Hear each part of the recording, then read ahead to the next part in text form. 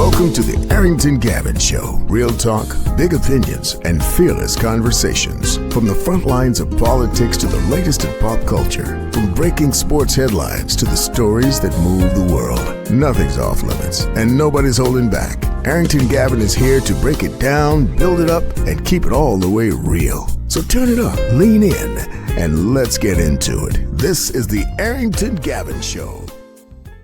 Hey, what's going on, family? Welcome to the Arrington Gavin Show, your go-to spot for sharp insights, bold opinions, and unfiltered takes on the biggest stories of the day, whether it's politics, sports, pop culture, or the latest buzz. Look, we're diving deep and keeping it real, so please do me a favor, kick back, stay informed, and get ready to join the conversation. Look, on today's conversation, the question that I left you all with was, who is the star of the Democratic Party? Who are some of your contenders for 2028? I'm talking about the presidential race. Who is the person that will be, okay, this is who we need to rely on.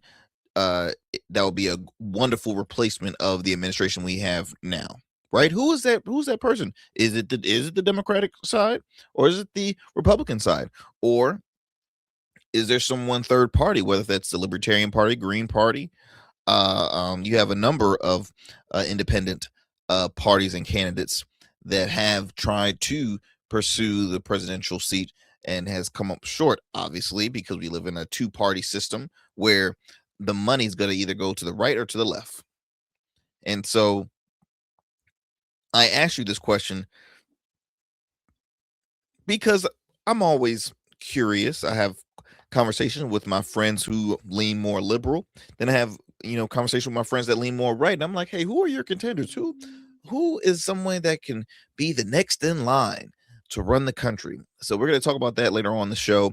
Also, the son of civil rights icon Jesse Jackson, his son Jesse Jackson Jr. is also a former congressman out of Illinois and radio host, had some words to say about the former presidents that attended his father's ceremony recently.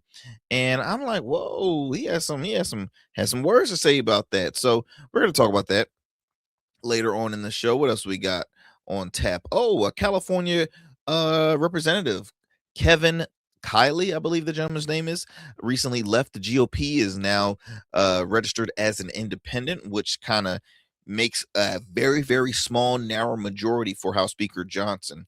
We'll talk about that also in the show. And we just got so much stuff. We got so much stuff to on tap for you all this evening. As always, thank you so much for taking the time out of your busy schedule.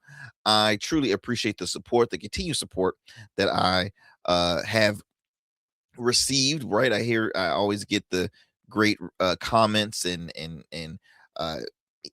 those that tune into the program. Look, I've spoke with folks that disagree with me. I spoke with folks that agree with me, but guess what? They're still engaged and tuning into the show, and a lot of them have said, look, we might not agree on a lot of stuff, but I respect your show. I respect what you discuss. I respect the fact that you have folks from all sides of the aisle on. We're not getting that a lot lately, and if we do, it's always like you're never hearing clearly on what the opposing side is saying. So I try to change it up because, for one, I believe in equal opportunity, fairness, as well as just a platform for everybody. Just do not go up here spewing out hate speech towards a group or an individual. All right, that's what we're not going to be having. But we will continue to have great conversation. We drop new episodes, y'all, Monday through Fridays at 7 p.m. Eastern Standard Time on YouTube, as well as Facebook and wherever you get your podcasts. Again, that's 7 p.m. Eastern Standard Time. We drop new episodes. You can also watch past episodes of the Arrington Gavin Show on Goatverse TV. So just do me a favor, if you can, download the app. It's available on the App Store, Google Play Store, Roku, as well as Amazon Fire TV. You can also, as I mentioned, listen to us on the via podcast. So Apple, Spotify, iHeart, you name it. We're available on all major podcast platforms. You can also listen in on the radio airwaves. Shout out to our affiliates, WBOK 1230 AM out of New Orleans. You can tune into the show weeknights at 7 p.m. Central Time. Again, that's only on WBOK 1230 AM, New Orleans, 7 p.m. Central Time. Then we're going to head over to the Metro Atlanta area to WDJY 99.1 FM. Weeknights, you can tune into the Arrington Gavin Show, 11 p.m. Eastern Standard Time. Late nights, you know I love my late night hours because, hey, we talk stuff that is not quite welcomed in the morning slots. And then lastly, one of our newest affiliates, KSHP 1400 AM and 107.1 FM, Las Vegas. You can chime into the Arrington Gavin Show Fridays, 8 p.m. Pacific Time. So on your way to a concert, a game, or to the casinos, do me a favor, turn that knob to KSHP 1400 AM and 107.1 FM. So you have the AM option or FM option, but just make sure you're supporting. Or you can download the KSHP app. You can download the app where you can listen on the go. I truly appreciate that.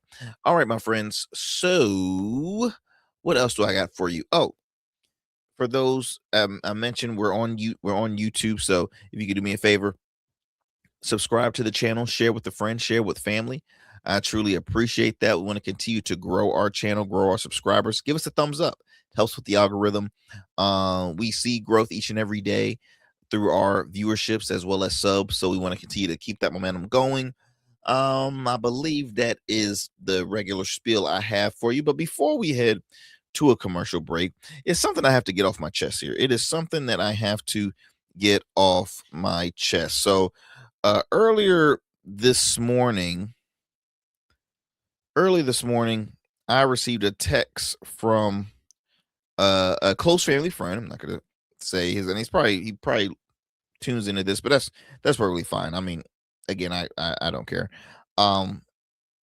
But I received a text, and I'll read it to you. I'll read it word for word how it went. All right. Well, maybe I shouldn't. Long story short, I was at a function which I shared with you on the show a while back.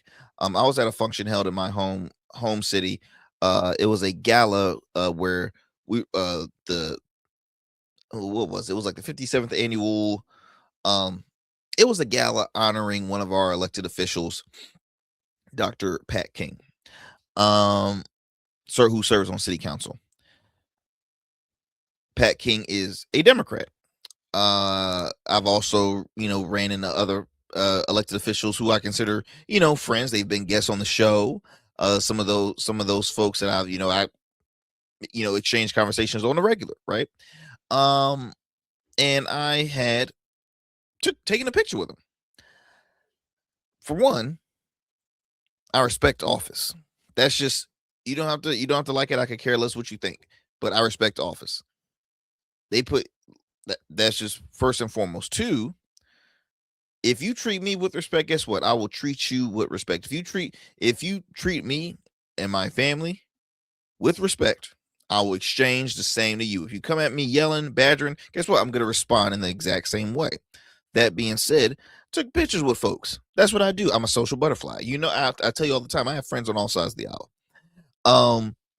But this friend of mine had shot me a text message saying, "Hey, look, saw on Facebook, saw the function. Looked like it was a good time. Hey, saw you grab a picture with the honoree as well as another council member who's a Democrat." Then they caught me with a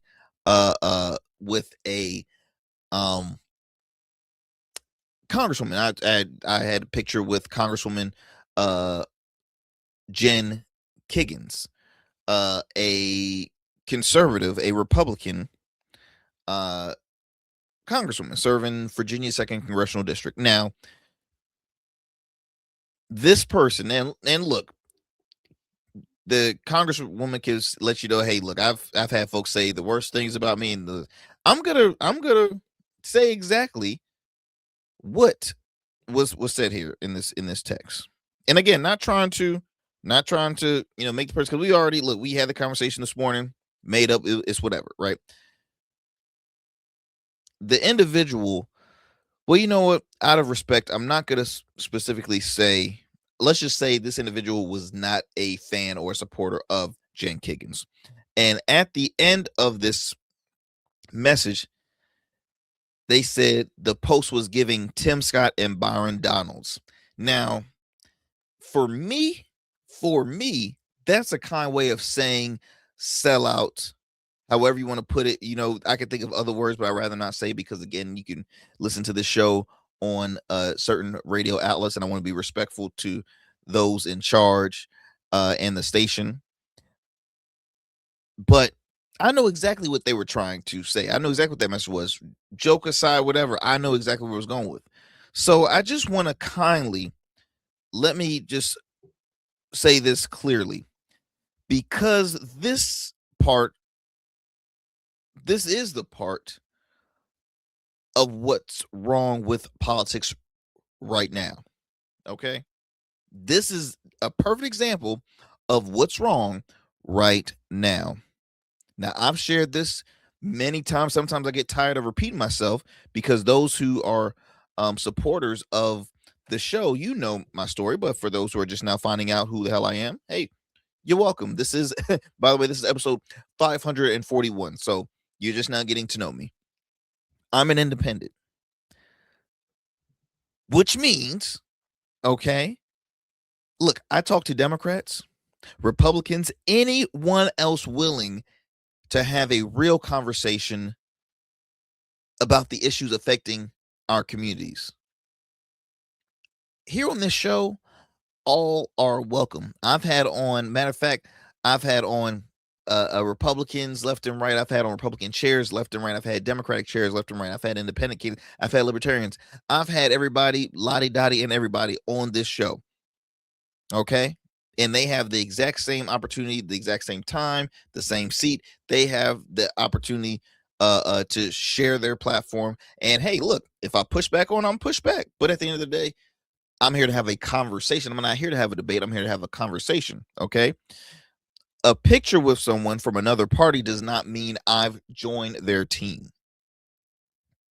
It means I'm doing what too many people in politics refuse to do these days, and that's called engage. If we only speak to people we agree with, we don't solve problems. We just yell inside our own echo chambers. And that's one of the biggest issues. See, small-minded people do not go far. And let me rephrase that, because I don't want, and that's kind of rude. Let me rephrase that. People that wants to stay in a bubble, if you want to try to expand or grow in certain levels, that's not going to help. That's not going to help. I know how many folks cannot stand like folks like Senator John Fetterman, because he's known to always, he's been criticizing his own party, and he sides a lot with the Republican side. Now here's where I see the frustration, but I also see his point. In order to pass laws, that requires bipartisanship. You can't lead a country with one party views. You can't. You just can't, because if you try to do so, yeah, you might have some accomplishments from time to time, but best believe there's going to require a moment where you're going to have to bring on another plan from that opposing side, because, oh wow, maybe that would work if we just kind of implement and try to unify it together. We can really, that's what, that teamwork makes a dream work. Okay. So again, let me remind you, my platform has always been about dialogue, accountability, and bringing different voices to the table. That's the whole point of the Arrington Gavin show. Fun, informative, opinionated conversations that don't hide from disagreement. So if someone sees a photo and jumps straight to labeling or comparing me to politicians they don't like, that's more about how polarized things have become than it is about me. Y'all, I'm going to keep on talking about everybody. Let me change that again. I'm going to continue to talk to everybody. I'm going to keep on doing that until the wheels fall off. I'm going to continue to keep on talking to everybody. That's not selling out. You know what that's called, y'all? That's called leadership.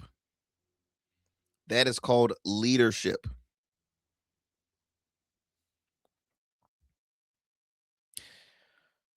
We can't continue to say, hey, look, we have to come together, and then you don't do it. You can't continue to, moan and groan and complain about issues happening in your backyard, yet and then if you don't vote, shut the hell up. Why are we even talking?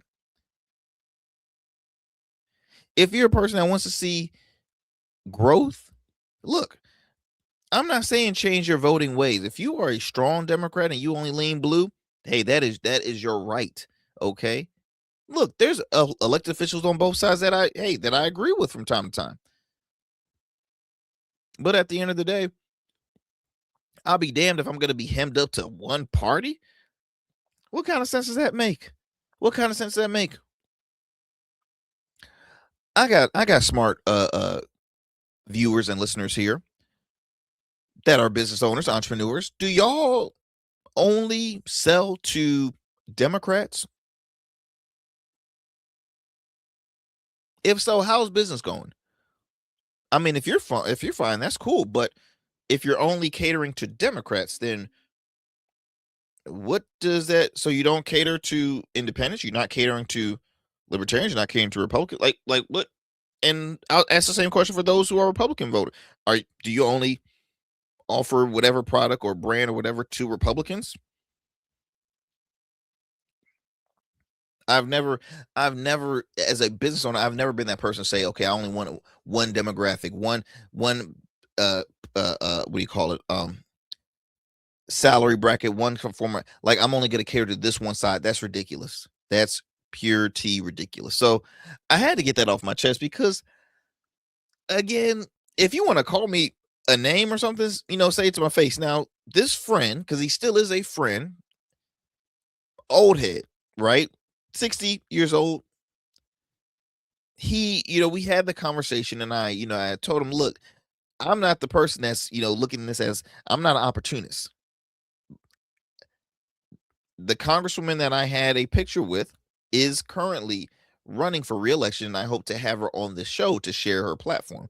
I know she's Republican. I know she supports Trump.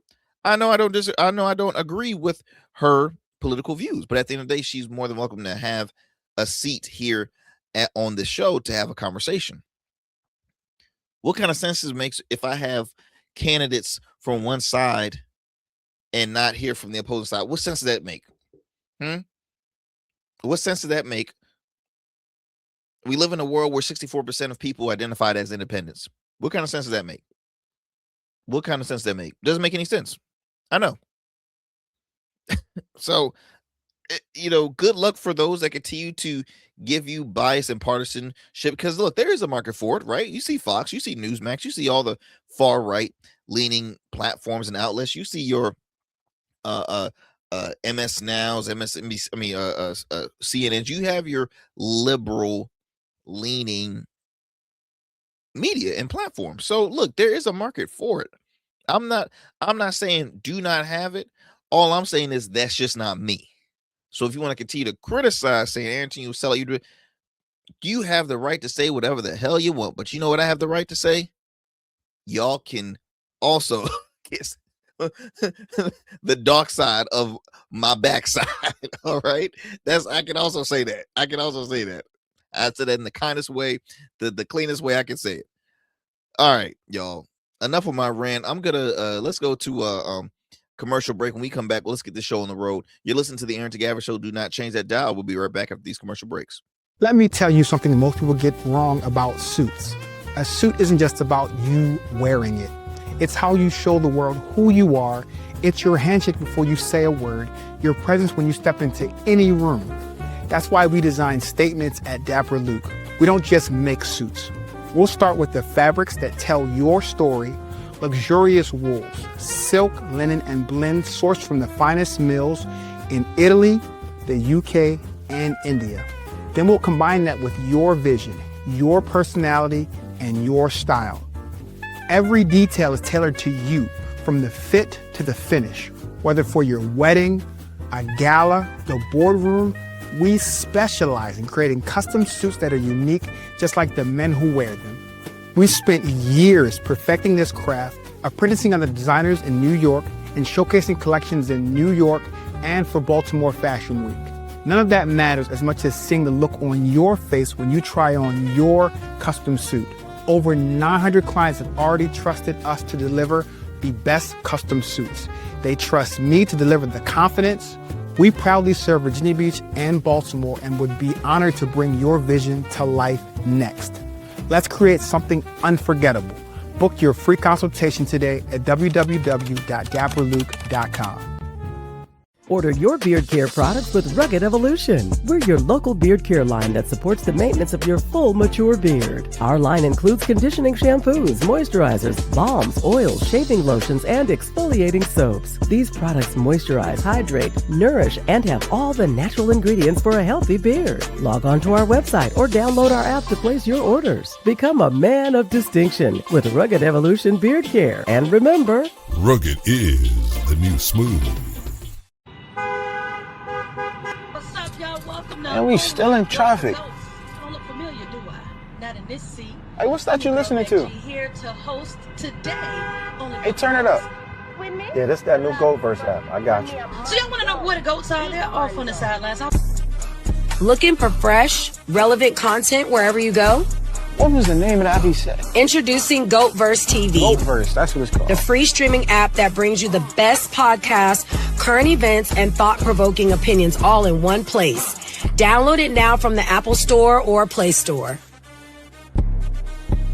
In goats, we trust. All right, my friends, welcome back to the show. Welcome back. I want to start it off first talking about son of civil rights activist. He actually shares the same name, Jesse Jackson Jr., former Illinois congressman, also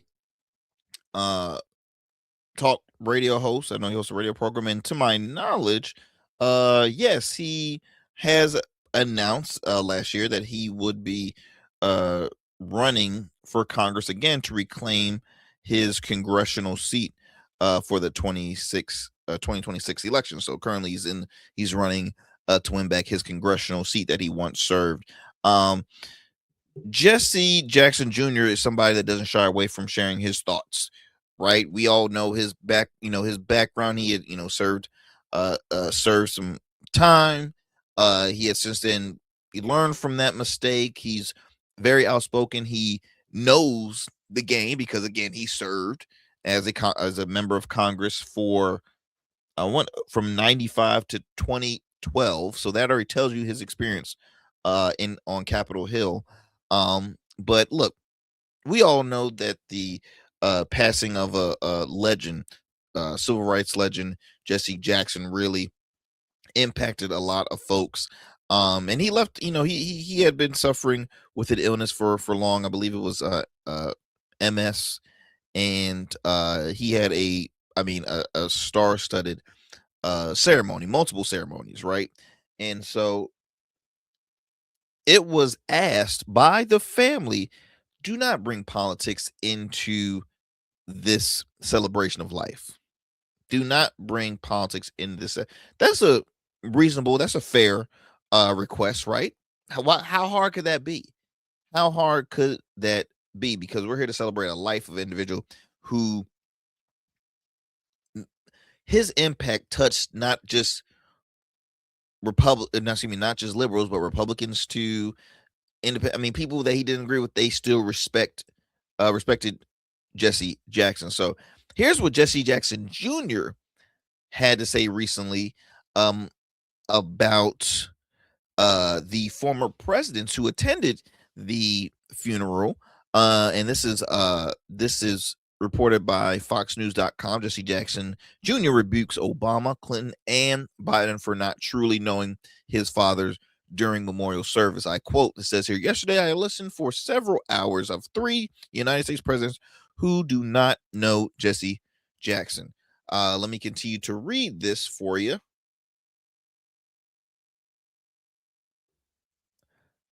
Let me share this soundbite for you. I listened for several hours of 3 United States presidents who do not know Jesse Jackson.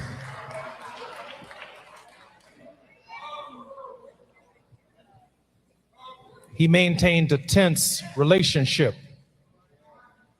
with the political order, not because the presidents were white or black, but the demands of our message, the demands of speaking for the least of these, those who were disinherited, the damned, the dispossessed, the disrespected, demanded not Democratic or Republican solutions, but demanded a consistent, prophetic voice that at no point in time ever sold us out as a people. And it speaks volumes about who the Reverend Jesse Jackson was. Our message has already been delivered today. I can see it all over my mother's face. Rise, Jesse, rise. Give Jonathan Jackson another great round of applause for delivering our family message to the world. Let's hear it for the congressman. I listened. So didn't seem quite happy there. Did not seem. I mean, you can say, you can call it a jab, however you want to call it here. But let me read you some more of this in contents. For those that were listening, Jesse Jackson Jr. offered a sharp rebuke of the tributes given by former presidents Bill Clinton, Barack Obama, and Joe Biden, noting that the trio shared one thing in common: they didn't really know his father. The Reverend Son called out the idea that his father's life wasn't defined by the political order, but by commitment to those who were marginalized. I quote here, says he maintained a tense relationship with the political order, not because the presidents were white or black, but the demands of our message, the demands of speaking for the least of these, those who are disinherited, the damned, the dispossessed, the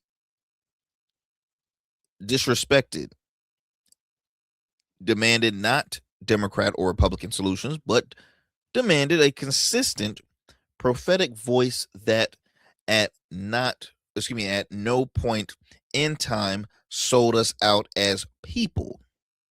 Okay. His son held a press conference where he requested politics be kept out of the services and the focus to be kept on Jackson's legacy. That was a request, as I mentioned before. Yet you have the presidents bring politics to it. Yes, they can be, they can say, "Oh, don't blame me, blame my speech writer," or what. Like,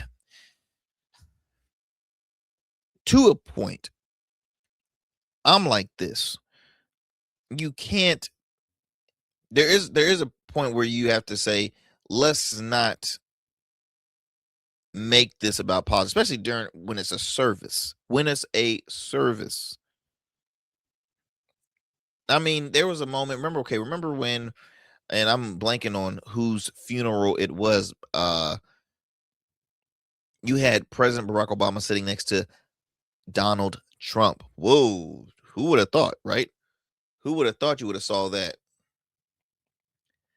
and it was intense. It was very, very, very intense. And so when you see something like that,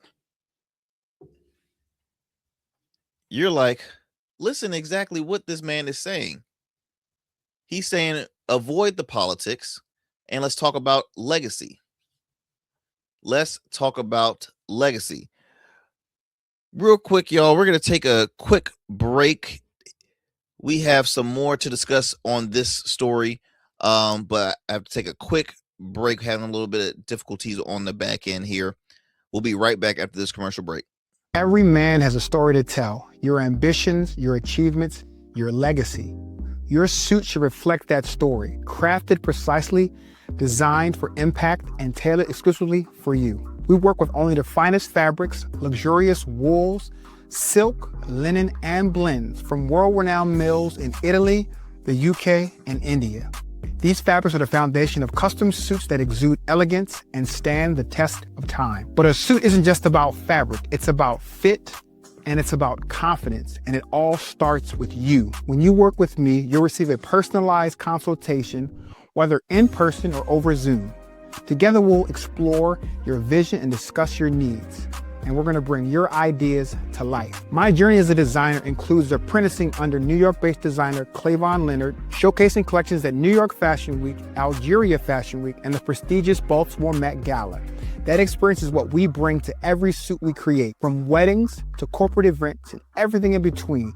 We specialize in crafting one-of-a-kind suits for life's most significant moments. Dapper Luke has been recognized as one of Baltimore's best menswear in 2023, and I was honored to be one of the 10 designers selected for the prestigious Baltimore Met Gala. With over 900 satisfied clients, we proudly serve Virginia Beach and Baltimore, bringing world-class designs to these incredible communities. We don't just make suits, we craft confidence. Your suit will fit your body, your style, and it will tell your story. Book your free online personal consultation today. Visit www.dapperluke.com. All right, guys, sorry about that. We're having some technical difficulties. So I want to finish off this story in regards of Jesse Jackson Jr. Not quite satisfied. Well, not even satisfied, but wasn't quite happy with the fact that former presidents, I mentioned Clinton, Biden, and Obama, bringing politics to the service of the late Jesse Jackson. Another quote I want to share here, and this is from Junior. He says, "Do not bring your politics out of respect to Reverend Jesse Jackson and the life that he lived to these ongoing services. Come respectful and come to say thank you. But these ongoing services are welcome to all Democrat, Republican, liberal, and conservative, right wing, left wing, because his life is broad enough to cover the full spectrum of what it means to be an American. Okay? And that right there, he's exactly right. And I'm happy that he mentioned that, because again, they, always want to make it about themselves, or they change the whole, the room changes when you lean into politics, right? We're focusing on the main message is about Jesse Jackson, the late great, RIP to the late Jesse Jackson. Let's digress from this story, y'all. I want to move it on to discussing about a story I've read. California Representative Kevin Kiley. Kevin Kiley is a congressman out of California, and it was shared recently that he was leaving the GOP. He was leaving the GOP and would be a registered independent. And I'm going to read you this. This is reported by Politico.com. California Representative Kevin Kiley announced recently that he is switching his congressional party designation from Republican to Independent, formalizing his party switch as he pursues a long shot bid to win re-election in a Democratic-leaning district. Good luck with that. See that? Again, a waste of time, a waste of money, poor strategy. So you've been Republican majority of your career. 2 terms he served. 2 terms he served as a Republican. Now, don't get me wrong, he has spoken out and his frustration with the partisan, like politics that was so partisan, and it really it irritates him. He's like, I'm not for the partisan. We have to work across party lines in order to pass things. But again, with the redistricting changes, yes, his district will be more Democratic leaning. So are you assuming the fact that, hey, I announced I left the party, so hopefully I can get those independents and Democrats? Good luck, because guess what? Cali is liberal, blue. They're not gonna be with the okey doke with this congressman here. Says here, Kiley, whose district was redrawn in the Democrats' favor last year, confirmed to reports that he officially is filing to run in the California 6th district on a no party preference ballot line, and is seeking to have his party affiliation changed to independent immediately. Quote here, it says, I'm asking the clerk of the U.S. House of Representatives to have that reflect in the official roster. House Republicans have an incredibly tight majority in the lower chamber, but the move may not dramatically affect House Speaker Mike Johnson's narrow House majority. See, a lot of folks thought it did, but they're saying it might not affect it. Kiley said he will still caucus with Republicans. He still will caucus with Republicans, but said the switch reflects the way that I approach my role here. He then went on to announce he wouldn't be running for re-election in the 3rd district, which he currently represents after California's Democratic mid-decade gerrymander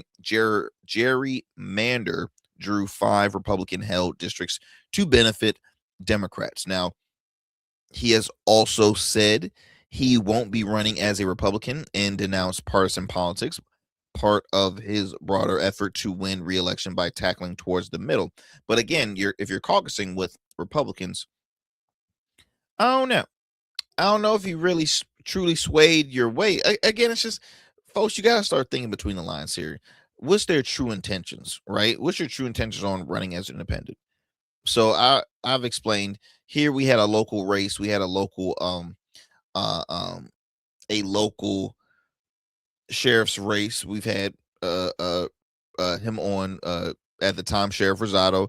Real nice guy, right? Real nice guy. He ran in the Republican primary to try and win his re-election. He lost the primary, ended up leaving the GOP, ran as a write-in independent. He was embraced by the left. They said, hey, look, he's a write-in, but we're going to put his name on a part of our ballot. You have your folks that are remembering, hold up. You was a Republican all this time. Now all of a sudden you want to side with the left, but you got to be right. Like, it's what make it make sense. So you have to realize voters are going to be keeping an eye on these elections all the time. Okay, all the time. They're going to be like saying, they're going to backtrack and look at the resume, look at the past, and be like, so why the change? Are you doing this for yourself so you can stay in a powerful position? Or do you really mean well and like you're not happy so far what the GOP has been doing? You know what I mean? Like, just make it make sense. Kiley becomes the first independent member of the House since former Michigan Representative Justin Amish left the GOP in 2019. Kiley joins independent senators Bernie Sanders, U.S. Senator out of Vermont, and Angus King, U.S. Senator out of Maine, as the only independents in Congress, although both Sanders and King caucus with Democrats. So again, he's caucusing with the Republicans. So he still leans right, but he's a right-leaning independent. You got King and Sanders, who leans a little more left. Now they can say otherwise. They can say, hey, look, I'm square in the middle, and points they do, because look, Bernie is always welcome on on Fox. I mean, when they had town halls, man, I mean, people did not dislike Bernie. Bernie is a loved elected official by most. But I just thought this was interesting because there's so many. You continue to see more and more stories, or hear more and more stories about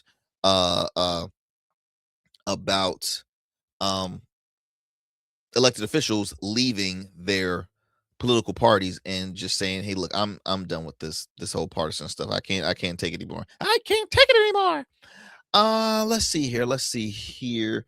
Looking at my time, which one? I think let's take on another one. So the question I've mentioned earlier, y'all, is who are the stars who is the star? I put down, for those who are watching, I put down who is the star in the Democratic Party. But I guess my question is, who are the stars? Who are the contenders that will be a great, I guess that would be a great name to put in the hat for 2028, right? Who can the Democrats rely on to run against Trump? Hell, who can the Republicans rely on to hopefully keep a Republican in the White House? It's interesting. It is interesting. I bring this up because I've had conversations with my friends on the right and the left, and I have those conversations because I wanted to hear exactly their opinion. Who are they keeping an eye on? Who has been catching their attention, right?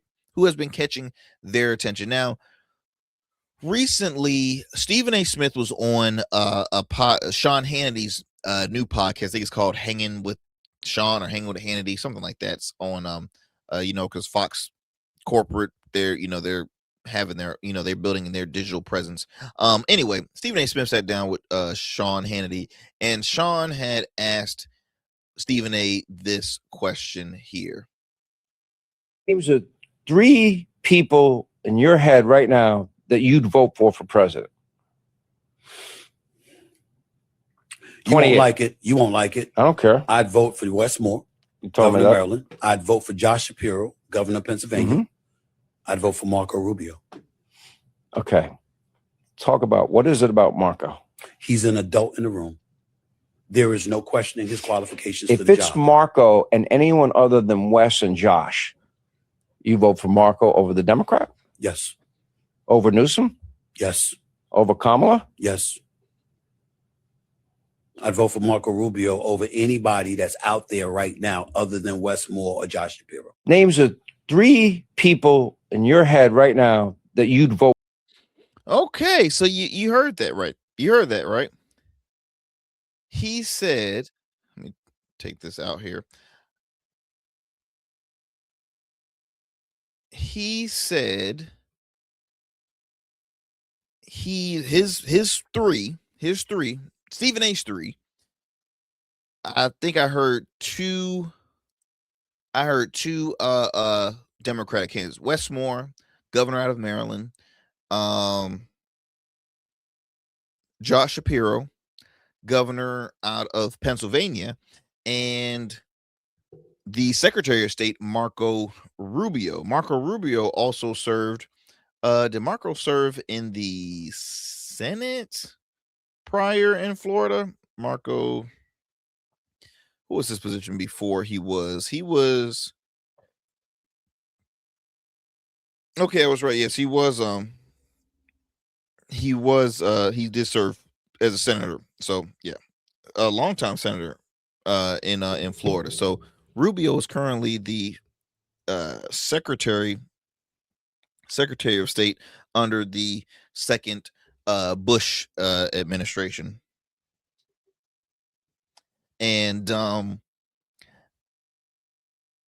Rubio has always been, well, at the time, Rubio was kind of like he wasn't the overly aggressive right-leaning. He was the person that did believe in bipartisanship, at least in my opinion, right? When he was running for office, Rubio had a different vibe. And if I could find the clip here, because the interesting thing is that there's a lot of individuals. Oh, great, I found it. There's a lot of individuals that have turned the other cheek in their support all of a sudden for Donald Trump. A lot of them that's currently serving under this administration were not Trump fans at all. And that's why it's so funny how you have folks that are all of a sudden now praising them. So this was a clip 10 years ago, back when Rubio, I believe, was on the campaign trail. Let's see. I don't know. Okay, yep. This is it. This is the clip I want to. Let me show you this soundbite real quick. Hey, something. I will never quit. Stop. I will never stop until we keep a con man from taking over the party of Reagan and the conservative movement. He's a con man.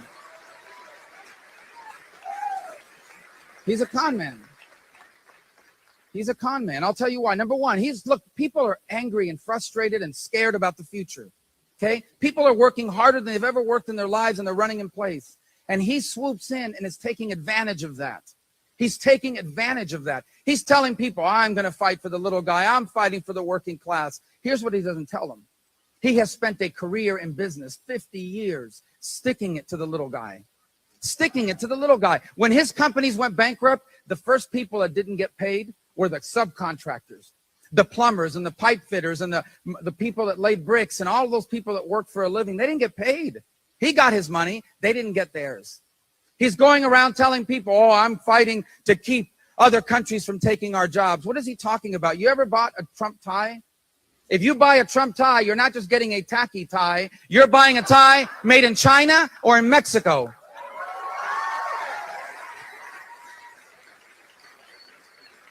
He portrays himself as the strongest guy on illegal immigration. That's fine, but Trump Tower was built by illegal immigrants from Poland, who he paid $4 an hour, 12 hours a day. Okay, a judge found that he was involved in a conspiracy to defraud these workers of their pay. Even now in Florida, he has a hotel or something down there. And 300 Americans have applied for jobs at that hotel. All of them got turned down. Instead, he brings workers from other countries. He acts like he's some sort of tough guy. He's not a tough guy. This is the first guy that asked for Secret Service protection. First guy. The other day, he told the protester, I wish I could punch you in the face. Donald Trump has never punched anyone in the face, okay? Let me tell you something. Let me tell you something. Marco do not play. Marco out here. That was 10 years ago. That wasn't that long ago. 10 years is not a long. Yes, 10 years is a decade. Whatever. It's not that long ago in the world of politics. Okay, so if you voted on something back then, why the change of heart now? Okay, see, you go from that to now a person asking, hey, you mind if I talk to them in Spanish? Oh, go ahead, Marco.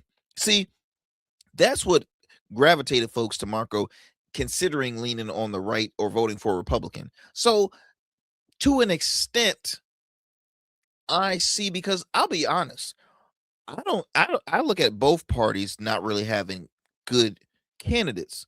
Now, I'm a huge Westmore fan. Westmore has already announced that he will be running for re-election as governor in Maryland. We could see him possibly take a higher level part after serving as governor. We don't know, right? He's been always shared to the he's always been mentioned in the conversation of, this will be a great contender for president, this and the other. He's well respected and well liked by really people on both sides. He is. I've already shared my thoughts on Newsom. It will be a disaster if the Democratic Party only stands behind Newsom. I don't think that will work. Shapiro is a sharp guy as well. I would still choose more over Shapiro, in my opinion. Now going on the right, who does the Republicans have as their contender? Now, buddy of mine who's a Republican who used to serve. He's a former Republican elected official, and he had said this. He said, Vance, if Trump ends his term solid, right, successful, then Vance is the person, because when the VP is a shoo-in, especially if they have a successful term. Boom, get the VP in there. Everybody's already a fan of you. They're familiar with it. Boom, put him in there. It's his. I personally said I think Rubio is a better candidate option than Vance. Vance has not been an elected official for long. Okay, remember, Vance never even fully served out his senator term in Ohio. He won his election. His Senate race did not serve that long, and then automatically he was just sent to Washington. Now he's a VP. I don't think he would be their next person they would send behind.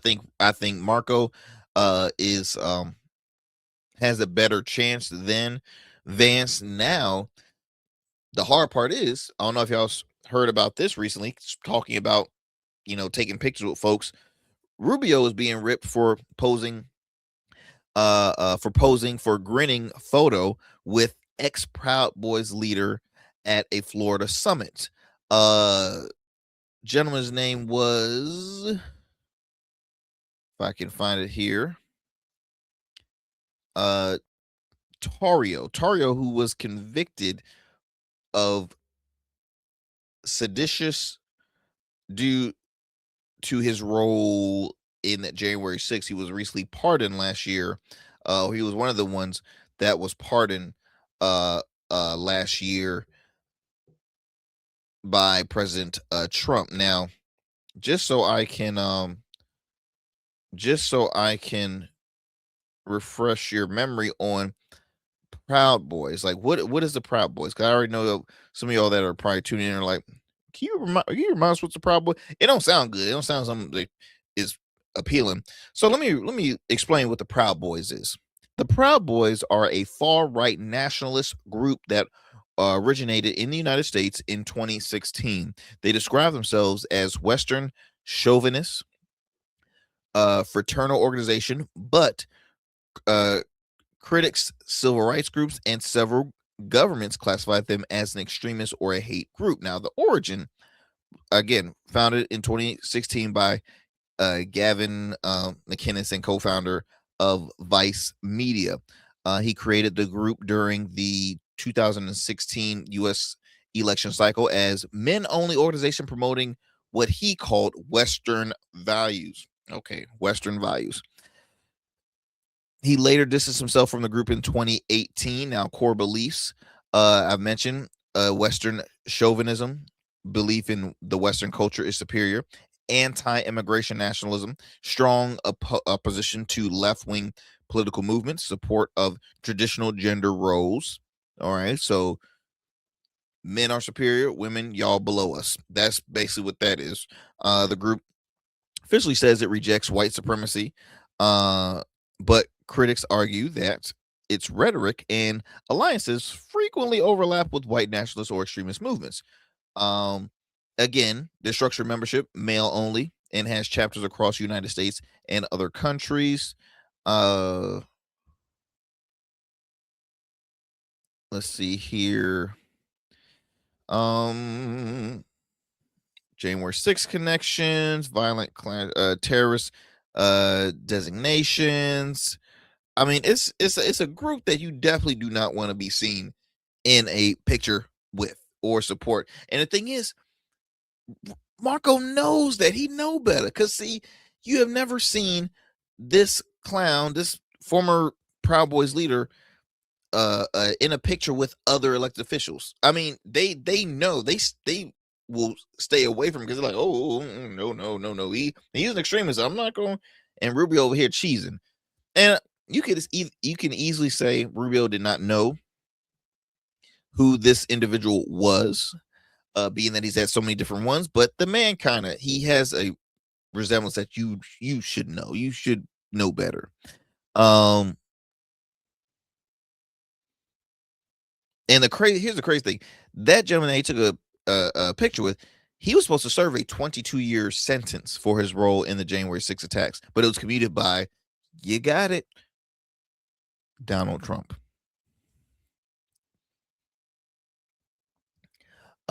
He captioned the leader captioned the photo of him giving Rubio a thumbs up, adding in Spanish, "Down with communism." He says, "Proud of this Cuban." That's what he said. Proud of this Cuban. Of course, it attracted folks from all sides of the aisle, specifically those on the left. Former Democratic Congresswoman of Florida, Debbie I don't know if that's McCarcel Powell, wrote, "I don't understand how Rubio would happily poise with a man convicted of seditious conspiracy for his role in the January 6th attack." I mean, it's that right there, that shot for Rubio, I think has hurt his chances to try and make an attempt to run for president. How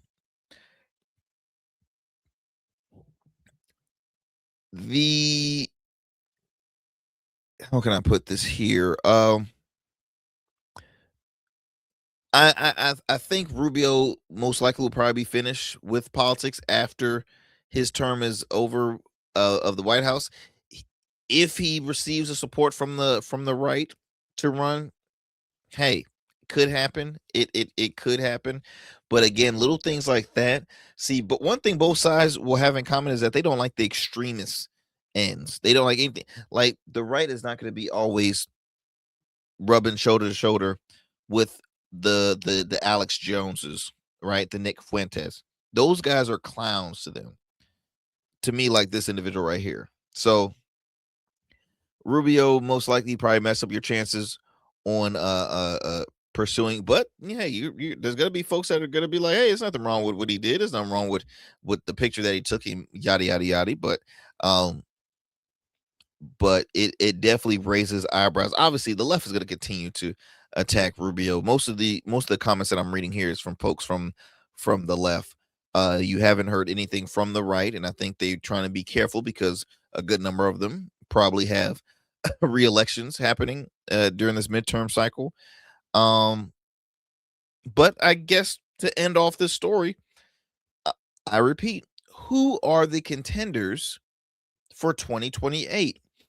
I've mentioned two people from the right, Vance and Rubio. I can't think of anybody else, absolutely anybody else, that will want to pursue and make an attempt. Now, could this be the comeback for Marjorie Taylor Greene, because she just have everybody fooled and say, I'm actually going to be running for president? Could that happen? I spoke with a friend of mine. They say, hey, look, I think a woman could be president, but I don't think it could be a Democratic woman. Had a good point there, right? Had a point. On the left, right now, Newsom is, going around town. You see Pete Buttigieg is been doing a lot of speaking engagements. Could he possibly want to make another attempt to run for presidency? Look, he was well liked, but at the end of the day, does the majority agree with having a same-sex couple in Washington? And I mean, that's the sad part about our country, is that no one's ever forward when it comes to change, right? To me, that shows growth, that shows diversity, that shows a society that is growing, accepting. Pete Buttigieg is highly qualified to become president. I think so. Now, I could be wrong. Hang on, looking at my time, peace and blessings. I will talk to you soon for another great episode, conversation here on the Arrington Gavin Show. I will talk to you soon. I'm out.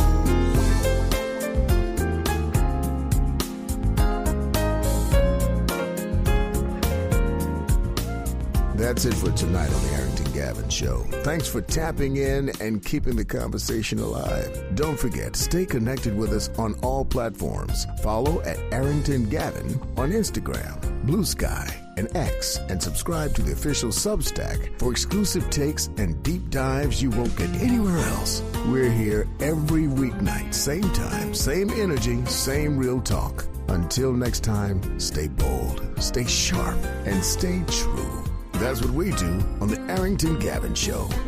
Peace.